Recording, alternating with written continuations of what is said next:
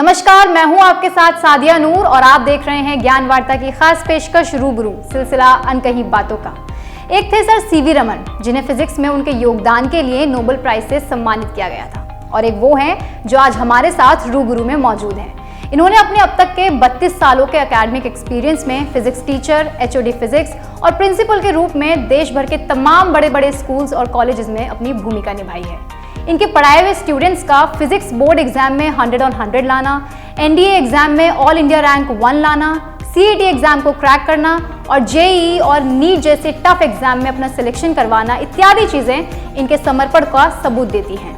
स्वागत करते हैं जानी मानी शख्सियत, GD गोयनका पब्लिक स्कूल के एकेडमिक डायरेक्टर और CBSE एफिलिएशन कमेटी के मेंबर मिस्टर सुबोध कुमार सिंह जी का। नमस्कार सर, वेलकम टू रूबरू। थैंक यू सर, सबसे पहले तो आपसे जानना चाहूंगी कि आपके इतने लंबे एकेडमिक अनुभव के बाद अब आपने GD गोयनका पब्लिक स्कूल को as an academic director join किया है। इस परिवर्तन के पीछे की खास वजह या किस सोच के साथ आपने परिवर्तन किया है? एक्चुअली टीचिंग मेरा एक पैशन रहा है शुरू से, और क्योंकि GD गोयनका एक बहुत ब्रांडेड स्कूल है और वहाँ मुझे ये टास्क दिया गया कि आपको एकेडमिक एक्सीलेंस देखना है। एकेडमिक एक्सीलेंस के साथ साथ मुझे थोड़ा सा ये भी उनसे विनती करनी पड़ी कि मुझे, क्योंकि फ़िज़िक्स में शुरू से पढ़ाता आ रहा हूँ, तो मुझे 9th से 12th या 11th-12th की फ़िज़िक्स भी ज़रूर दी जाए। इस बात पर स्कूल मैनेजमेंट ने तैयार हुए और मुझसे कहा कि एक्चुअली रेगुलर फ़िज़िक्स टीचर तो हमारे पास है अवेलेबल, लेकिन जब कभी भी आप क्लास में खाली देखें या ये देखें कि फ़िज़िक्स टीचर अवेलेबल नहीं है, या अपने किसी बिजी शेड्यूल में से टाइम निकाल कर आप फ़िज़िक्स की क्लास कभी भी जाकर ले सकते हैं।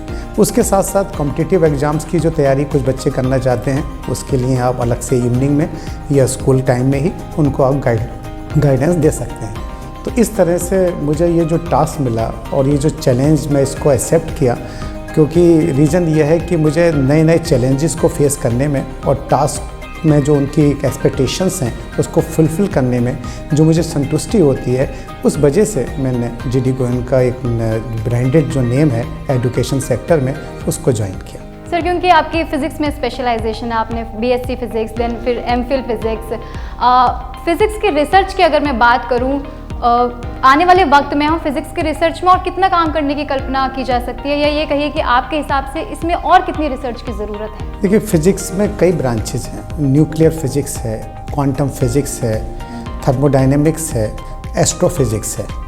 फ़िज़िक्स की रिसर्च कहें या किसी भी साइंस के किसी भी सब्जेक्ट का रिसर्च का कोई एंड नहीं होता।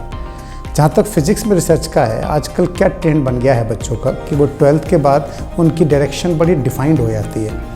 वो सोचते हैं कि या तो हम BTech की तैयारी करें या मेडिकल की तैयारी करें और सिलेक्शन लेके जल्दी से अपनी नौकरी ले लें। इस वजह से वो उस पर्टिकुलर लेवल पर नहीं पहुंच पाते। हालांकि गवर्नमेंट ऑफ इंडिया ने स्कॉलरशिप्स दे रखी है कि अगर आप रिसर्च करने जाएंगे तो उनकी तरफ से बहुत बड़ा कंट्रीब्यूशन आपको मिलता है, लेकिन वो एक उसमें बच्चों को एक पेशेंस चाहिए, एक उसमें थोड़ा समय लगता है। उस समय को और पेशेंस की आजकल बच्चों में कमी है।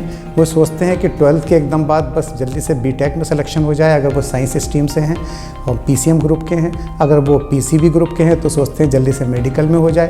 अगर वो कॉमर्स के हैं तो सोचते हैं CA और CS हो जाए जल्दी से हमारा। तो वो रिसर्च वाले उसमें पहुँचने के लिए ना उन पर उतना पेशेंस है, ना उतना टाइम है। कुछ लोग मिडिल फैमिली से भी होते हैं जो जल्दी से ये चाहते हैं कि हम अपने पेरेंट्स की जल्दी से नौकरी लग जाए और उनकी हेल्प करें। जो हायर क्लास वाले होते हैं वो भी अपने फ्रेंड्स के इन्फ्लुएंस में आकर वो भी उसी डायरेक्शन में चले जाते हैं। तो इस वजह से कहीं ना कहीं अगर हम उस नंबर को देखें कि जो रिसर्च में जा रहे हैं, वो नंबर डे बाई डे कम होता जा रहा है।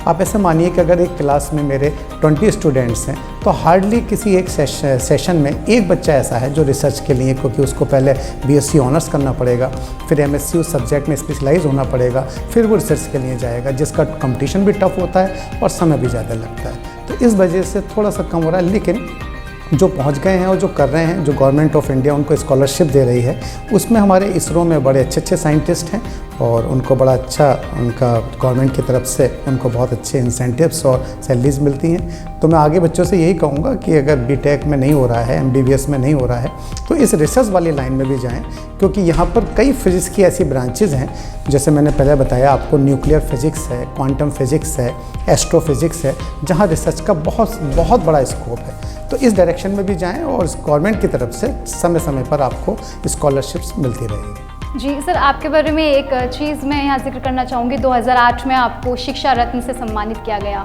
फिर साल 2012 में आपको बेस्ट एजुकेशनिस्ट अवार्ड से सम्मानित किया गया।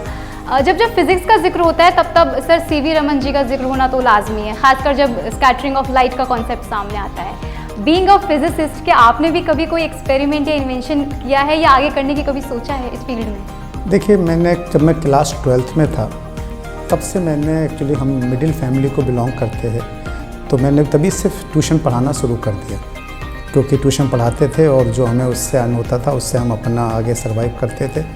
और फिर बीएससी में आया तो 12th वालों को पढ़ाया, जो 12th में था तो 11th वालों को पढ़ाया, एमएससी में आया तो मैंने बीएससी वालों को पढ़ाया। इस तरह से हमारी जो कंडीशन थी वो इस तरह थी कि एमएससी का रिज़ल्ट भी नहीं आ पाया था, क्योंकि कुमायूं यूनिवर्सिटी का सेशन थोड़ा लेट होता था, तो रिज़ल्ट भी नहीं आ पाया था। और मेरा बरेली में एज ए फिज़िक्स लेक्चरर हो गया था। ये बात 8 नवंबर 90 की है। तो मुझे एक्चुअली उतना समय मिला नहीं कि मैं, क्योंकि जब बरेली में पहुंचा फिज़िक्स लेक्चरर में तो कुछ ऐसी स्थितियां उत्पन्न हो जाती हैं कि हमें कहीं ना कहीं एक्स्ट्रा अर्निंग भी करनी पड़ती है। तो वहाँ जो प्रेस्टिजियस कोचिंग इंस्टीट्यूट्स थे बरेली में, मैं वहाँ भी फ़िज़िक्स पढ़ाता था। तो पहले स्कूल जाना, फिर शाम को आके कोचिंग में पढ़ाना, तो उस वजह से मुझे कोई बहुत ज़्यादा टाइम, क्योंकि रिसर्च के लिए और अपनी आपको बुक्स वगैरह लिखनी है या कोई थीसिस करनी है या कोई डिस्कवरी करनी है, तो उसके लिए समय का होना बहुत ज़रूरी है और कंसंट्रेशन। तो उस स्थिति में मैं बहुत ज़्यादा उस डायरेक्शन में नहीं जा पाया। फिर जब टाइम बढ़ता गया तो उसके बाद प्रमोशन पे मुझे प्रिंसिपल बना दिया गया, तो और रिस्पॉन्सिबिलिटीज़ बढ़ गई। तो इस तरह से उस डायरेक्शन में मैं ज़्यादा वर्क नहीं कर पाया। लेकिन मैं आज के बच्चों से ये कहना चाहूँगा कि अगर वो इस स्थिति में हैं और उनके पेरेंट्स जो हैं उनके ऊपर खर्च कर सकते हैं और उनके पास पेशेंस है और समय है, तो वो रिसर्च में ज़रूर जाएँ। आपने कहा कि चाहते हुए भी आप रिसर्च में उस लेवल तक नहीं जा पाए, लेकिन फिर भी सर आपने सिर्फ अपने देश में ही नहीं, दुबई में भी आपने अपनी इस शिक्षा को आगे साझा किया है। तो क्या वो बड़े फ़र्क आपने महसूस किए जो यहाँ की और दूसरे देशों की एजुकेशन के बीच हैं? देखिए, जहाँ तक टेक्नोलॉजी का सवाल है, सिलेबस का है, करिकुलम का है, वो सब इंडिया में हो या दुबई या किसी भी कंट्री में, अगर वो सीबीएसई एफिलिएटेड स्कूल है तो ऑलमोस्ट सेम रहता है। आप सरप्राइज़ करेंगे कि दुबई के जिस स्कूल में मैं था वहाँ 70% टीचर्स इंडियंस थे। हालांकि वो टीचर्स थे जिनके अपने पेरेंट्स वहाँ पहले से इस्टेब्लिश थे या सर्विस कर रहे थे। तो अगर टीचर जब आपके इंडियंस हैं सारे वहाँ पर, और यहाँ भी आपको वही अवेलेबल हैं और सारी टेक्नोलॉजी वही है और सारे सिलेबस वही है, करिकुलम वही है, तो मैं तो बहुत बड़ा फ़र्क मैंने महसूस नहीं किया। लेकिन जहाँ तक अगर आप ये कहें कि क्या एडवांस टेक्नोलॉजी यूज़ हो रही है या आपकी कनेक्टिविटी कितनी फास्ट है वहाँ पर, उसमें थोड़ा सा 19-20 का अंतर हो सकता है, जिसमें हम लोग बहुत जल्दी कोशिश कर रहे हैं इंडिया वाले कि वहाँ पहुँच जाएं और पहुँच भी गए हैं। ऑनलाइन एजुकेशन में इंडिया, जैसे हमें बताया गया है कि ऑनलाइन एजुकेशन में जितना इंडिया सक्सेस हुआ है उतनी और कंट्रीज़ उतना सक्सेस नहीं हुई हैं। तो हमने इस टेक्नोलॉजी को बहुत जल्दी और बहुत कम समय में अडॉप्ट किया और अपने बच्चों तक पहुँचाया, और हमारे बच्चे आज इतने कम्फर्ट जोन में आ गए हैं ऑनलाइन में कि अब वो ऑफलाइन होने पर भी उस स्कूल में उतनी स्ट्रेंथ में नहीं आ पा रहे हैं। तो बहुत ज़्यादा अंतर नहीं है जहाँ तक करिकुलम का सवाल है, सिलेबस है, टीचर्स भी इंडियंस हैं। हाँ, एडवांस टेक्नोलॉजी कह लीजिए और कुछ कनेक्टिविटी कह लीजिए, जो कि हम इंडिया में बहुत तेज़ी से प्रोग्रेस कर रहे हैं। सर, आपने टेक्नोलॉजी की बात रखी और ख़ासकर आपने ऑनलाइन एजुकेशन को मेंशन किया। अभी कोरोना के चलते ऑनलाइन एजुकेशन का एक दौर सा बन गया है। इस सब का हम कह सकते हैं कि जो कॉन्सिक्वेंसेज हैं आने वाले वक्त में, खासकर एक स्टूडेंट की लाइफ में, उसके बारे में आप क्या कहेंगे? देखिए, ऑनलाइन एजुकेशन में 2 तरह के बच्चे रहे। एक तो वो जिन्होंने बड़ा ऑनेस्टली उसको, चाहे उनका एग्ज़ाम था या क्लासेस थी, उसको अटेंड किया जैसे कि वो ऑफलाइन में अटेंड करते थे। कुछ बच्चे जो हमेशा क्लास में भी होते हैं और ऑनलाइन में भी थे कि जिन्होंने बड़ा कैजुअली उन क्लासेस को लिया, जो आगे आने वाले टाइम में शायद उन्हें कहीं ना कहीं उसका नुकसान देखने को मिलेगा। लेकिन जहाँ तक ऑफलाइन का सवाल है, कुछ चीज़ें हमारे साइंस में ऐसी होती हैं, जैसे आप एक्सपेरिमेंट्स करते हैं लेबोरेटरी में जाकर, या आप पावर पॉइंट प्रेजेंटेशन कर रहे हैं, या आपकी डिबेट हो रही है, या एक्सटेम्पोर स्पीच हो रही है।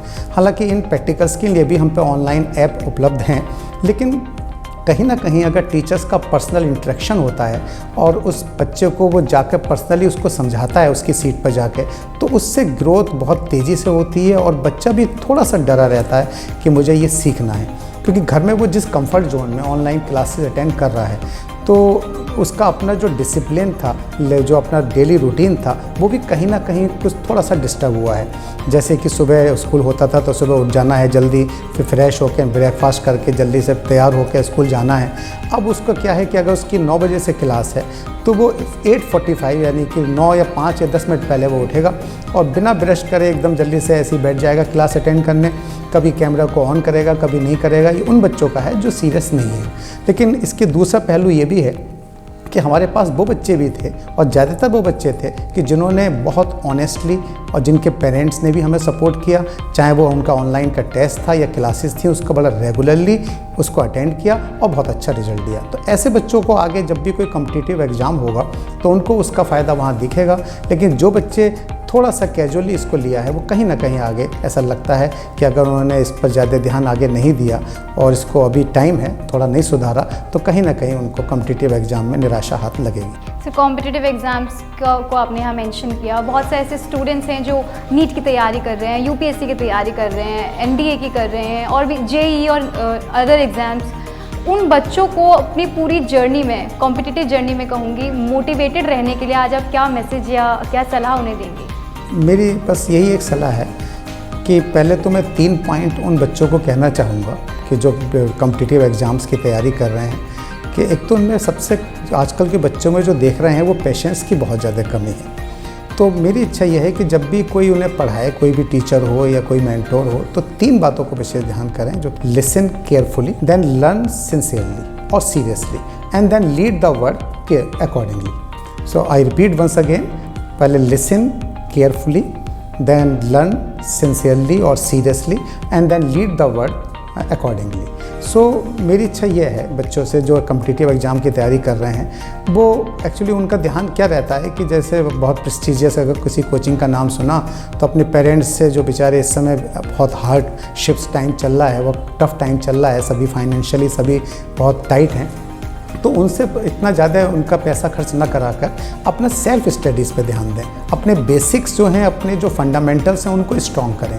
मेरा कहना यह है कि क्लास 11th में ही वो 12th का 10% या 20% सिलेबस ज़रूर पूरा कर लें और जैसे 12th क्लास का सेशन शुरू हो तो कम से कम सितंबर तक वो अपने 12th का सिलेबस बिल्कुल कंप्लीट करके रख। तो इससे वो बच जाएंगे कि घर के बाहर जाकर, एक तो पेरेंट जो माँ खाना बनाती है उसका आपको मालूम है, बाहर जाकर सबसे पहले तो बच्चे को वो सिकनेस होती है, फिर अपने पेरेंट्स का अननेसेसरी बहुत सारा पैसा भी वेस्टेज होता है और वहाँ पर भी उनको वही मिलना है जो उस मटेरियल के थ्रू मिलना है। तो क्यों ना उसको वो अपनी सेल्फ स्टडी करके, क्योंकि वहाँ भी मैंने देखा ये गया है कि जब बच्चा बाहर जाता है तो पेरेंट की और उनके फैमिली मेम्बर्स की एक्सपेक्टेशन बढ़ जाती हैं। फिर जब उसका सिलेक्शन नहीं होता तो वो बच्चा कहीं ना कहीं डिप्रेशन में चला जाता है और फिर कुछ ना कुछ गलत स्टेप्स वो ले लेता है। तो मेरी सभी पेरेंट्स से भी और बच्चों से ये वो है कि आप अपने घर पर ही रहकर सेल्फ स्टडी करें और जितना भी आपके बेसिक्स और फंडामेंटल जो आपने 11 में स्ट्रॉन्ग करे हैं उसका फ़ायदा आपको मिलेगा।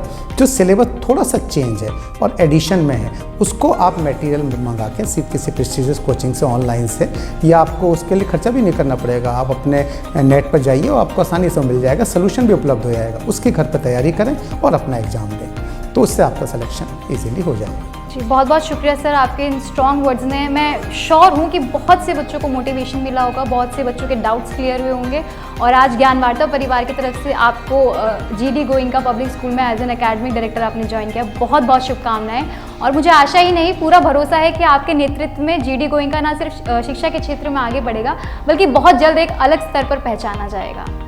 और इसके साथ ही एक भरोसा और है मुझे कि जब भी किसी भी स्टूडेंट को जो भी कॉम्पिटिटिव एग्जाम की तैयारी कर रहे हैं या जिन्हें भी फिजिक्स में स्पेशलाइजेशन करना है, उनके लिए जीडी गोइंका पब्लिक स्कूल और आप हमेशा अवेलेबल रहेंगे।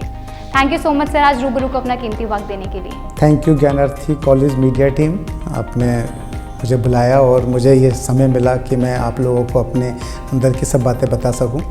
और मैं आज इस ज्ञानार्थी मीडियम कॉलेज के माध्यम से आप सबको ये कहना चाहूँगा, मेरा निवेदन है कि आप जो 12th करने के बाद और ये इस होड़ में रहते हैं कि कोई प्रेस्टीजियस कोचिंग बाहर चले जाएं और लाखों रुपए खर्च कर देते हैं, आज ज्ञानार्थी मीडियम कॉलेज ने इतने कम समय में इतनी अच्छे ऊंचाइयों को छू लिया है, इतने अच्छे अच्छे टीचर क्वालिफाइड, स्पेशलाइज्ड और एक्सपीरियंस्ड हैं कि आपको शायद बाहर जाकर लगभग इसी लेवल के और इससे कम लेवल के मिलेंगे।